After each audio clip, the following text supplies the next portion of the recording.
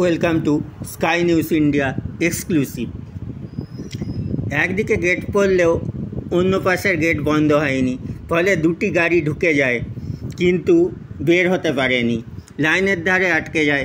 তাতেই ঘটল বিপত্তি। পূর্ব রেল জানিয়েছে জোর করে যে গাড়ি দুটি লেভেল ক্রসিংয়ে ঢুকেছিল সেগুলো গেটের বুমেও ধাক্কা মারে, তারপর তাদের ট্রেনের সঙ্গে সংঘর্ষ হয়। ঘটনার পর রেলের তরফে গাড়ি চালকদের বিরুদ্ধে এফআইআর দায়ের করা হয়েছে বলে পূর্ব রেল সূত্রে খবর। স্থানীয় সূত্রে দাবি, এদিন down Hazarduari express Barrackpore station ছেড়ে রাত 8:40 নাগাদ 4 নম্বর লাইন ধরে খড়দহ স্টেশনের দিকে এগোচ্ছিল, কিন্তু লেভেল ক্রসিংয়ে তুলনামূলক অস্বাভাবিক ভিড় থাকায় দুপাশ থেকে অনবরত গাড়ি আসা যাওয়া করছিল, যার জেরে রেলগেট চত্বরে ব্যাপক যানজট সৃষ্টি হয়।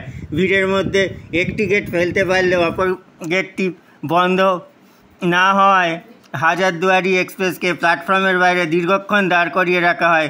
রেলের দাবি, এই সময় গেটম্যানরা বারবার চালকদের গাড়ি পারাপার করতে নিষেধ করলেও তারা কান দেয়নি। এর মধ্যে 1 নম্বর প্ল্যাটফর্ম সংলগ্ন গেট বন্ধ করতে গেলে জোর করে একটি স্করপিও এবং আরেকটি ছোট গাড়ি ঢুকে পড়ে।